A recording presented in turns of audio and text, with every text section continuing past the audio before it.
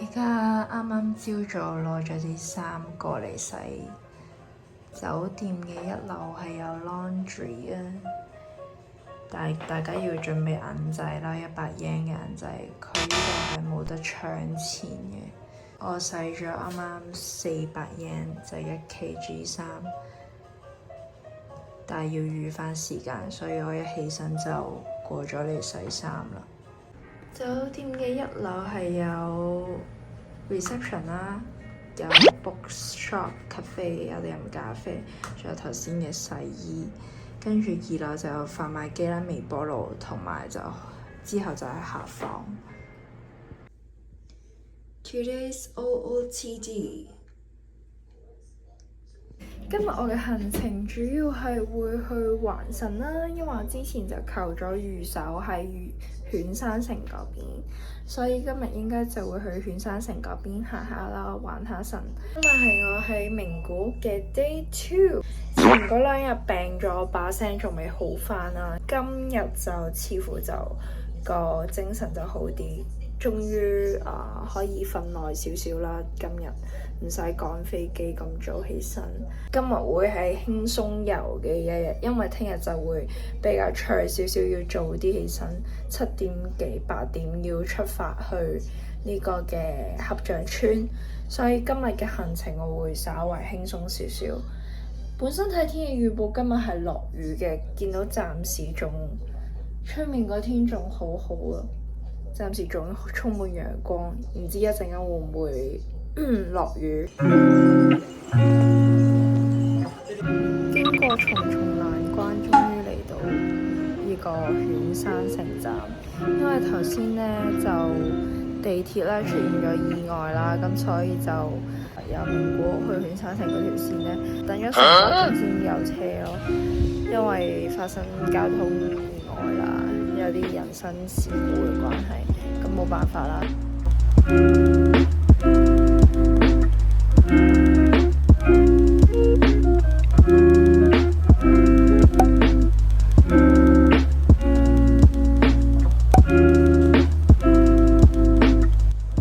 終於買咗啦！今次我又買呢個米粉做嘅 cannellini，都係要買即場食先最好食，所以我決定今次淨係買2個咧，就係依家即刻食啦。發現店主新出咗好多唔同口味，所以我決定試下另一個口味，今次配茶，同埋買翻我上次最中意嘅抹茶。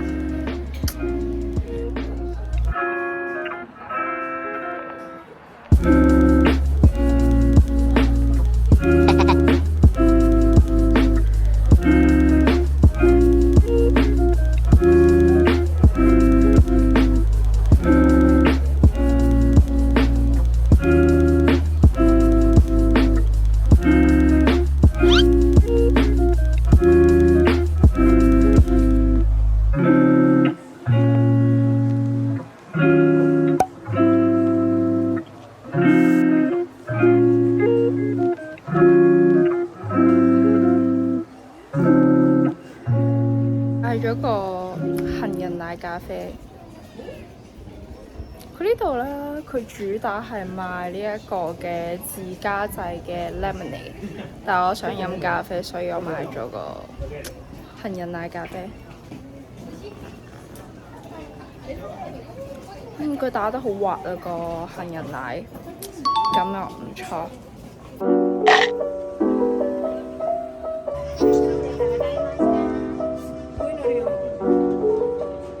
いいですね。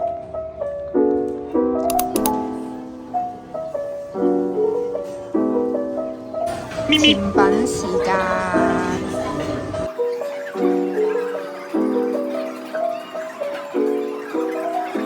今日我行完犬山城之後，就飛快地嚟返名古屋站呢邊行街。因為天氣太熱嘅關係，我差啲中暑。佢嗰邊淨係得室外嘅 area， 所以我好快行完過去食啲嘢，還完神之後就翻嚟市區嘆冷氣，因為真係太熱啦，有啲頂唔緊。暫時我係買咗2大袋嘅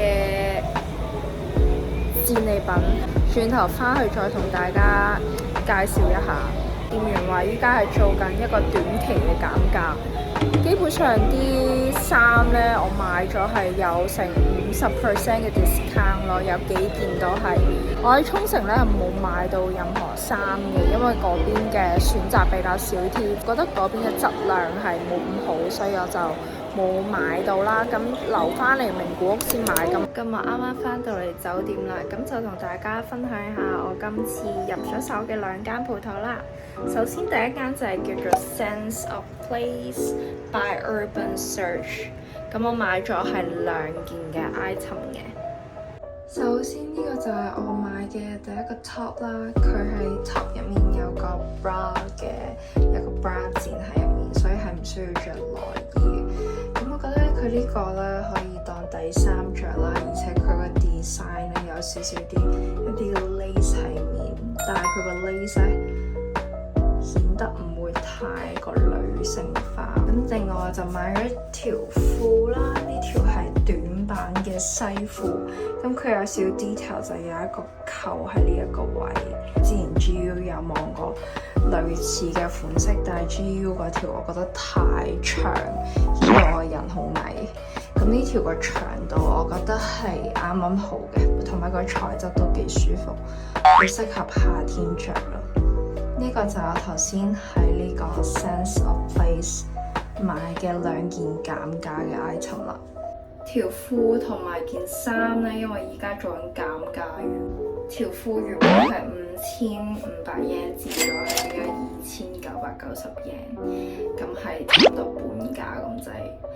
個背心呢，原價係3708yen 左右，依家都係折咗都係2900幾 yen， 大概100零蚊左右就可以買到一件 top。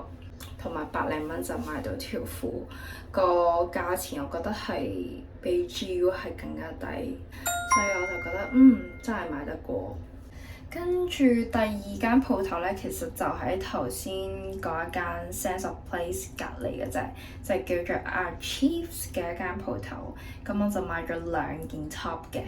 首先呢個第一件 top 呢係灰色面，有少少黑色嘅間條。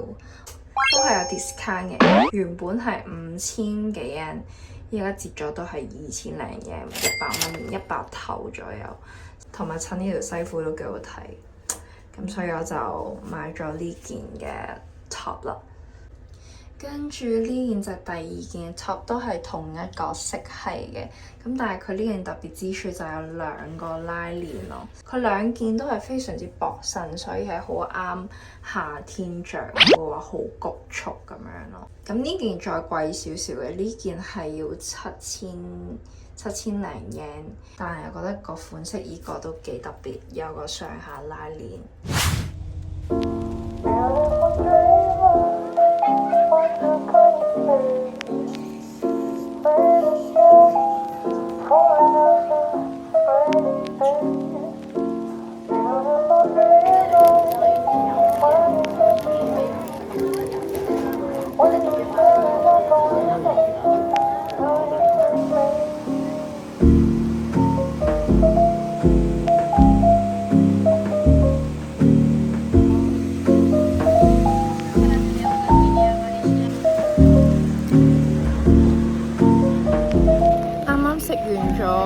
鮮貝同埋呢一個嘅飯團之後，我就嚟到另外一邊啦，就係呢個古街呢一邊。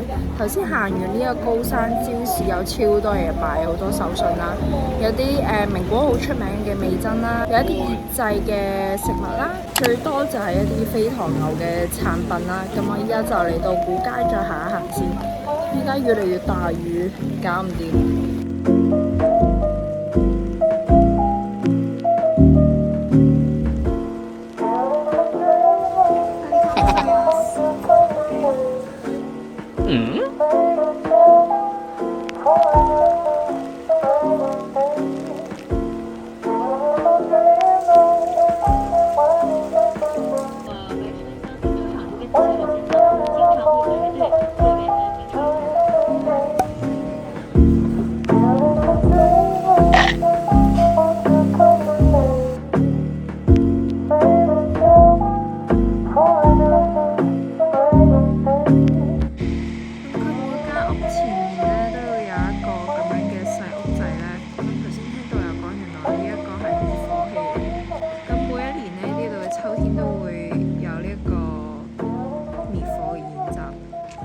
咗好多唔同嘅遊客過嚟朝聖。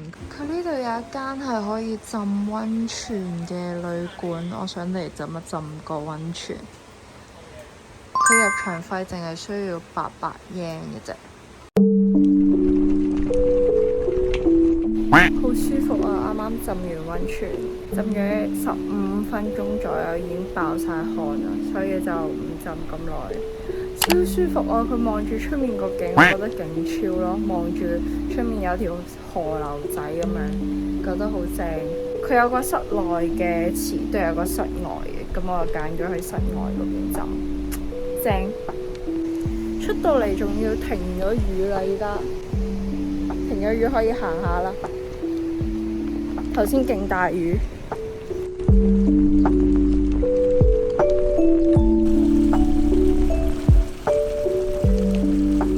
呢個係沖繩嘅吉祥物，叫做猴寶寶。猴寶寶係有超多唔同嘅顏色嘅，而每一種顏色咧係代表唔同意思嘅。例如藍色咧就代表係事業啦，黃色就代表係金錢。如果大家想求自己想要嘅嘢咧，就可以買翻相應嘅顏色嘅公仔。點解呢個猴寶寶係冇任何眼耳口鼻呢？原來係代表咧，佢個樣係代表係你嘅一塊鏡，你嘅心情係如何，你望佢就係咩表情，所以就佢有一個咁樣嘅意思。佢呢度合掌村有各式各樣唔同嘅鋪頭啦，入面都會有呢一隻嘅猴寶寶嘅。如果大家想求好似類似御守咁樣呢，想求個祝福、求個幸運呢，咁就可以買翻個猴寶寶翻去啦。黑色係代表住，如果最近唔係咁覺得唔係好彩，行運麻麻地咧，就可以買黑色去辟邪、去辟惡運嘅。咁我今次係冇上去過遙望台嘅，今日因為天氣唔係咁好啦，咁所以我就選擇咗去浸温泉。頭先我覺得都幾 chill 嘅成件事，入面頭先都好乾淨、好舒服，所以我覺得呢個落雨天氣去浸温泉都係一個唔錯嘅選擇。啱啱返到酒店啦，因為今日就都比較早起身嘅，我哋7:50就要今日要集合。咁個 tour 係差唔多長達12個鐘，因為去嗰個地方啦，去八鄉村呢，首先去高山市嗰陣時已經要揸成個零2個鐘車，去到高山市嗰邊啦，食咗少少早餐之後呢，再去八鄉村。又要再揸多1個鐘，咁所以來來回回加埋都唔少時間。咁最後係真係差唔多6點鐘先至返到嚟市區。咁我覺得整體上都好滿意嘅，因為導遊非常之專業啦，佢會介紹每個地方推介嘅手信啦，每個地方有啲乜嘢嘅特色啦，甚至乎會派埋個地圖教你點樣去行，點樣行係最快捷啦，地方有啲咩買呢？或者有啲咩食呢？佢都有逐一介紹。咁我覺得呢一方面係好專業，亦都係好滿意今次導遊嗰個嘅服務咯。無論係去咗高山市嘅時候，或者八鄉村都介紹得非常之詳盡。有一位係講普通話嘅導遊，一位係講英文嘅導遊，咁兩個都好專業，我覺得。同埋兩個嘅態度都非常之好。咁我自己今次揀咗個 tour 咧，係揀咗包膳食嘅嗰一餐嘅飛驒牛嘅套餐嘅定食，我覺得唔係話真係十分之理想，會覺得嗰一個牛係正常嘅 level， 但係未去到好靚咯。咁所以就係啦，我覺得可以忽略，下次唔需要加唔需要加埋包食咯，可以揀自己出去食咁樣，我覺得會比較理想啲。咁所以我今次都係幾推介呢一個嘅 tour 俾大家，咁但係就大家可以自己判斷啦。咁我就覺得可以唔使跟團去食午餐，可以揀唔需要包餐，但係嗰個團整體嗰個時間安排，導遊嘅專業度，我覺得係好滿意，我都覺得係大家可以值得參考一下。如果下次有機會嚟到名古屋又唔想自己揸車嘅話呢，就可以 join 呢個 one day tour 去呢一個嘅八鄉村啦。咁因為我今日來來回都成12個鐘頭啦，咁我就放低有啲外房都有啲行李啦，依家就想再出去食飯，準備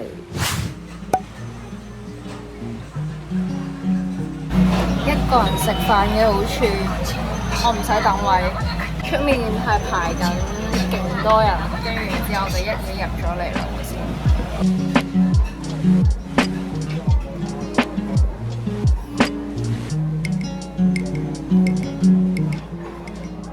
佢呢個小飯版真係少好多飯咯，因為我今日食太多飯，我決定嗌小飯版，食多啲蛋白質。